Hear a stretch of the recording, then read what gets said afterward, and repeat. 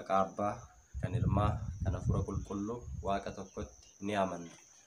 Amiin. Kabajamtoota galanii yoo xoomuu baatan rakkoo qabaayi. Fakkeenyaaf roobii fi jimaatas yoo xoomuu baatan maal rakkoo qaba gaafii jedhudha. Jalqaba irratti egaa namoonni baay'een keessanii nin dhageessu wanta isinitti himamu immoo hubachuu hin dandeessanii. Macaafa qulqulluu irrattis jechi kun dubbatameera. Hin dhageessu malee hin hubattanii, hin argitu malee hin ilaaltan akkuma jedhu namoonni baay'een hubannoon keessan hin hir'ata. Hubannoon keenya immoo akka hin hir'anneef sirriitti kadhachuun barbaachisaadha. Xiyyeeffannoo itti laachuun barbaachisaadha. Kanaaf gaabbii jechuun maal jechuudha jennee beekuun barbaachisaadha. Gaabbii yeroo galle yoo xoomuu baanne maal rakkoo qaba gaafii jedhu gaafachuurra gaabbii jechuun maal jechuudha jennee gaafachuun barbaachisaa ta'a. Kana gaafa jennu gaabbii jechuun kaleessa waan balleessine, kaleessa waan yakkine, waan gaarii hin taane namattis waaqattis yookiin immoo waaqayyo birattis nama birattis waan gaarii hin taane badii balleessine sanaaf yakka balleessine sanaaf kan itti gaabbinu jechuudha. Fakkeenyaaf namni tokko biyya lafaarratti osoo namaa walitti bu'e yookiin immoo afaan jala wal ba'ee waan badaa arraba badaa walitti dubbate ergasiitiin booddee waan badaa ta'uusaa erga beekeen booddee namoonni kun walitti muufatu, walitti hin dubbatan. Kanaafuu namoonni gidduu galanii jaarsummaadhaan araarsu. Namoonni kun badii isaanii sanaaf maal godhu? Kiisii kaffalu. Namni balleessu sun nama balleesse sanaaf baddale sanaaf kiisii kaffalaa jechuudha. Gaabbinis akkuma sana jechuudha. Gaafa nama yakkinu, gaafa dhiiga namaa dhangalaasnu, gaafa waa namaa hojjennu, waan waaqayyoon hin jaallanne gaafa hojjennu, waaqayyoon baddaluu, waaqayyoon yakkuu keenya beekuun irra jiraata. Kanaafiyyuu kiisii kiisnaa jechuudha waaqayyoon. Kiisiin nuti kiisnu kun maa'inni gaabbiidha jechuudha. Gaabbii galuudhaan balleesseera, yakkeera, balleessaa hojjedheera fuula kee fuulduratti waan sin gammachiisne, waan sitti hin tolle raawwadheera waan ta'eef dhiifama naa godhi. Badii kiyyarraa na qulqulleessi. Anis badii kiyyatti kanaan booddee hin deebi'u jennee badii keenya kana ofirratti murree waaqayyoon dhiifama gaafannaa jechuudha. Waaqayyoon immoo gaafa dhiifama gaafannu gara lubaatti deemnee waan balleessine sana lubatti himanna jechuudha. Lubni kun egaa giddu galeessatti jaarsummaadha jechuudha. Jaarsa ta'eetu jechuudha kan inni nu araarsu nuufi waaqayyoon gidduutti. Namni namaan yoo wal lole waaqayyo gidduu galee araarsa. Namni immoo waaqan yoo wal lole eenyutu gidduu galee araarsa akkuma jedhee kaa'ee Iyyoob keessatti amma lubni sun giddu galummaadhaan maal godha? Cubbuu keenya sana maal godha? Itti himanna of kassasna jechuudha. Nama sana ragaa taasisne. Kan isin lafarratti hiitan samiirratti hidhamaa ta'u, kan isin immoo lafarratti hiiktan samiirratti hiikamaa ta'u jedhee Kiristoos waadaa galeef qaba. Sila kanaafuu wangeela Maatewos boqonnaa 18 lakkoofsa 18 yoo dubbistanii kanaafuu itti himanna. Kanaaf luba sanitti gaafa himannu qannoonaa nuuf kenna. Qannoonaan sun maa'inni ammana tsoomii, ammana sagadii, asraat bakuraatii baasi jedhee lubni sun waan nu ajaje sana raawwannaa jechuudha. Kanaafuu gaabbiin galame kamiyyuu tsooma kan of keessaa hin qabne hin jiru jechuudha. Sijammar gaabbiin gaafa kennamu, gaabbiin gaafa laatamu, gaabbiin laatamu inni jalqabaa tsoomiidha jechuudha. Amma na tsoomi jedhama bakka. Adabbiin keenya isadha jechuudha. Tsooma sana tsoomuu qabna jechuudha. Kaleessa waan balleessine sana irraatii qulqullaa'uudhaaf, badii keenya irraa qulqullaa'uudhaaf tsoomuun barbaachisaa waan ta'eef jechuudha. Kanaafuu gaabbiin galamee tsoomni tsoomamne hin jiru. Gaabbiin tsooma malees laatamu gonkumayyuu hin jiru. Gaabbii gallee immoo hin tsoomnu yoo ta'e gaabbii gallee hin jedhamu jechuudha. Gaabbii gallee tsooma hin tsoomnu yoo ta'e gaabbiin gallee jedhama. Kanaaf walumaa galatti gabaabsinee gaafa laallu gaabbii gallee hin tsoomnu taanaan kuni gaabbiin jedhamu gabaabumatti. Gaabbiin tsooma malee laatamu hin jiru. Gaabbiin kadhannaa malee laatamu hin jiru.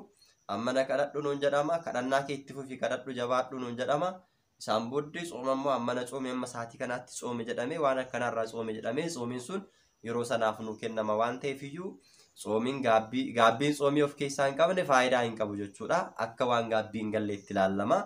Roobii fi jimaata yoo tsoomuu baanne maal rakkoo qaba kan jedhuu fi rakkoo qaba jechuudha. Tsooma fayyinaa jedhama kun. Tsoomni roobii fi jimaata tsooma fayyinaa jedhamee tsoomawwan torban labsii mana amantaa keenya keessatti ramadama jechuudha. Tsooma fayyinaa jechuun maal jechuudha? Roobiif jimaata tsoomama. Gaafa roobii maaltu raawwatame gooftaa keenya Yesuus Kiristoos irratti guyyaa itti faradame yookiin immoo itti murteeffamedha. Kana gaafa jennu gooftaan keenya Yesuus Kiristoos sababii badii keenyaaf yakka keenyaaf jecha haa fannifamuu fannoo irra haa oolu jedhanii Yihuudootiin guyyaa itti murteessanidha jechuudha guyyaan kun. Kanaafuu gooftaan keenya Yesuus Kiristoos badii osoo hin qabaatiin badii keenya sana guyyaa itti fudhate sababa fayyina keenyaaf jecha nu fayyisuudhaaf jecha fayyina bara baraa nuu kennuudhaaf jecha badii osoo hin qabaatin akka nama yakkamaatti yakka fudhatee badii sana badii keenya ofirratti murteessee guyyaa itti fudhatedha jechuudha. Gaafa isaan irratti murteessan sana haa fannifamu gaafa jedhan sana hin fannifamu fannoo irra oolu jedhee hin falmine jechuudha gooftaan keenya Yesuus Kiristoos. Ani fannifamuun qaba sabni kiyya immoo fayyuu qaba jedhee sababa fayyina keenyaaf jecha Yesuus Kiristoos guyyaa sana murtii kana itti fudhate waan ta'eef jechuudha. Kana yaadachaa tsoomna jechuudha. Inni lammaffaan jimaatadha. Jimaata immoo guyyaa gooftaan keenya Yesuus Kiristoos badii gaafa jimaataa gaafa roobii murtii gaafa roobii irratti murteeffame sana badii keenyaaf jecha irratti murteeffame sana baatee yakka keenya sana ba'aa keenya sana baatee guyyaa itti fannoo irra ooledha jechuudha.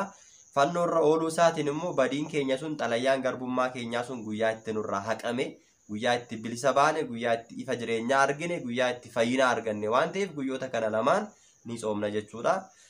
Dhimma kanarratti qulqulluun Phaawulos dubbateera.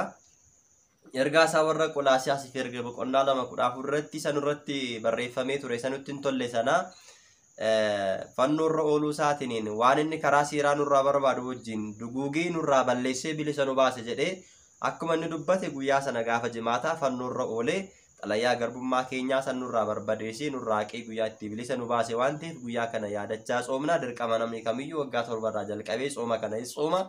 Manni amantaa keenya kanaan bu'uura godhattee tsoomii kana labsiti jechuudha. Yoo tsoomuu baanne rakkoo qabaa kan jedhu fe'ee rakkoo qaba. Barakata yookiin immoo sugaa argachuu hin dandeenyu. Waaqayyo wajjin walitti araaramuu hin dandeenyu. Lammaffaa immoo hafuura hamaa jireenya keenya keessaa baasuu hin dandeenyu. Wangeela Maatewos boqonnaa 17:21 irratti egaa gooftaan keenya Yesuus Kiristoos hafuura akka kanaa kana baasuu kan dandeessan tsoomiif kadhannaadhaan malee gonkumaa hin danda'amu jedhee jireenya keenya keessaa hafuura hamaa baasuu kan dandeenyu kadhannaadhaan tsoomiidhaan ta'uusaa qofa nutti himee jira waan ta'eef iyyuu hin tsoomnu taanaan hafuura hamaa jireenya keenya keessaa baasuu hin dandeenyu, bilisummaa argachuu hin dandeenyu, mootummaa waaqayyoo dhaaluu hin dandeenyu waan ta'eef iyyuu kanaafuu tsoomuun barbaachisaadha jechuudha. Kanaatiin wal qabatee gaafiin namoonni yeroo baay'ee kaasan erga tsoomni faasigaa baheen booddee guyyaa 40 yookiin immoo gooftaan keenya Yesuus Kiristoos guyyaa 40 halkan 40 gadaama Qorontos keessatti tsoomeera. Nuti immoo guyyaa 55 tsoomaa turre. Kunis immoo sababni isaa qadaamii fi sanbanni sababa hin tsoomamneef sababii itti dabalameefidha jechuudha. Guyyoota 15 of keessaa qaba waan ta'eef tsooma kana keessatti fakkeenyaaf tsooma gooftaa keenya Yesuus Kiristoos tsooma gooftaa keenya Yesuus Kiristoos yookiin immoo tsooma faasigaa guddaa tsoomaa turuun keenya yaadatama. Gooftaan keenya Yesuus Kiristoos immoo halkan 40 guyyaa 40 tsoomeera. Nuti immoo guyyoota 15 itti daballee guyyoota 55 fi tsoomna. Sababiin isaa immoo sababa dilbanni fi qadaameen yookiin immoo sanbanni duraa itti dabalameef guyyoota kana lamaan immoo waan hin tsoomamneefidha. Qadaamee 7 sanbata 8 hin tsoomna. Tsoomni waan hin jirreef guyyoonni kun lamaan waan itti dabalamaniif walumaa galatti qadaamee 8 fi walumaa galatti qadaameen 7 fi sanbanni 8 walitti 15 ta'a. Bakka sana bakka buusuudhaaf guyyoonni 15 itti dabalamanii tsoomamaa turanii. Erga tsoomni faasigaa bahe yookiin immoo gooftaan keenya Yesuus Kiristoos erga fannoo irra oolee du'ee du'aa ka'een booddee hanga guyyaa 50ffaatti tsoomamu jechuudha. Guyyaa 50ffaa jechuun guyyaa itti hafuurri qulqulluun duuka bootaaf itti bu'edha. Kana gaafa jennu gooftaan keenya Yesuus Kiristoos erga du'ee du'a moo'ee ka'een booddee osoo gara samiitti ol hin bahin dursa duuka boota isaatti iddoo garaagaraatti itti mul'achaa ture, barsiisaa ture, kan duraa caala isa barsiisaa ture sana immoo yaadachiisaa ture jechuudha. Guyyaa 40 isaan bira ture. Yeroo isaan dhiphatanii barrii cufatanii taa'aa turanitti illee mana cufamaa yookiin balbala cufamaadhaan osoo hin banin ol seenee nagaan isiniif haa ta'u jedhee nagaa isaaniif dhiyeessaa ture.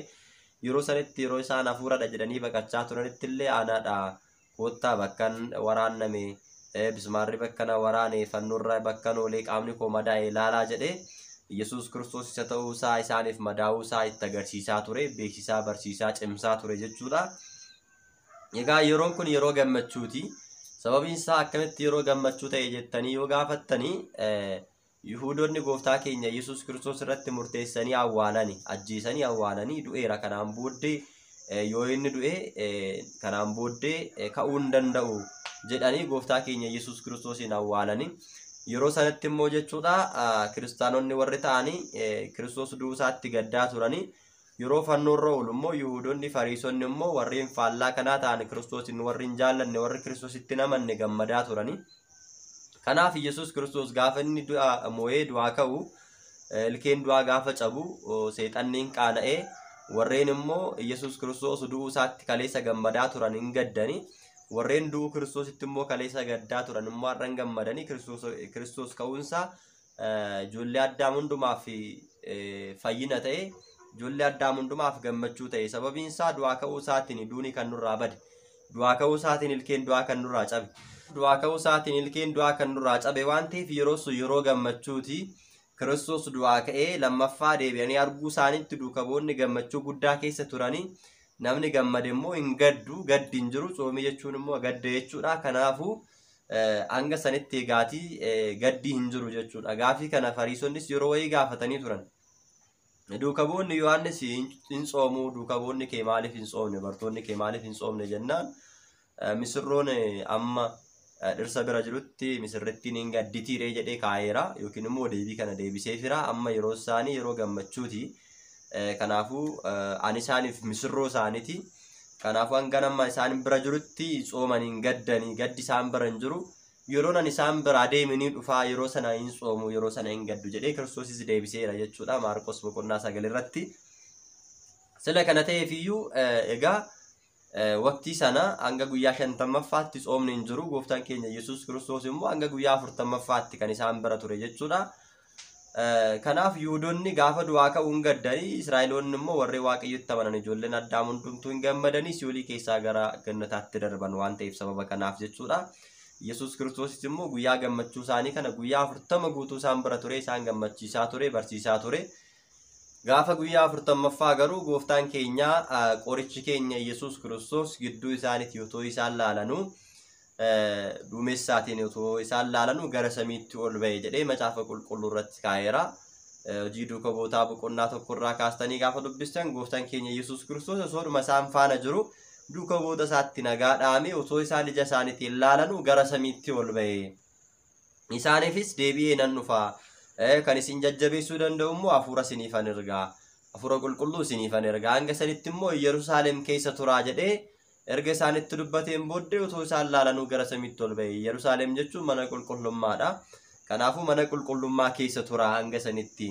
Addunyaatti hin bahina. Sababiin isaayyuu hafuurri qulqulluu isiniif hin dhufne. Iccitiin hafuura qulqulluu, iccitiin macaafa qulqulluu guutumaa guututti isiniif hin dhufne waan ta'eef akka kun hundi isiniif addunyaatti baatanii sagalee kiyya dhugaa barsiistaniif immoo cimina kan isiniif ta'uu danda'u ol ba'ee abbaa kiyya bira nan ta'a, mirga abbaa kiyyaa nan ta'a, hafuura qulqulluus immoo isiniifan ergaa, iddoon jireenya bara baraas immoo qopheessee isin eegaa.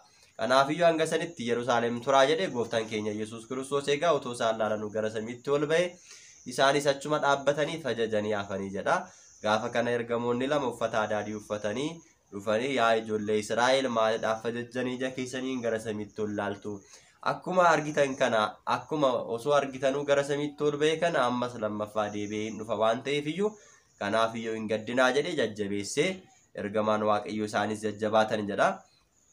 Achiin booddee Yerusaalem keessa turanii gaafa guyyaa 50ffaa yookiin immoo Piraaqiliixoos Yesuus Kiristoos gaafa 40ffaa ol ba'e, erga ol ba'een booddee guyyaa 10 booda hafuurri qulqulluun isaaniif ergame jechuudha. Yeroo sadittidha jechuudha. Qooqni 72 kan isaaniif ife jechuudha. Qooqa 72 jechuun egaati afaan haaraa dura dubbachaa turan afaan tokko qabu, afaan 71 isaaniif itti dabalame. Isaanis addunyaa kanarra deemanii sagalee Waaqayyoo akka barsiisaniif iccitiin hafuura qulqulluudhaan waan hundumtuu isaaniif ife jedha macaafni qulqulluun.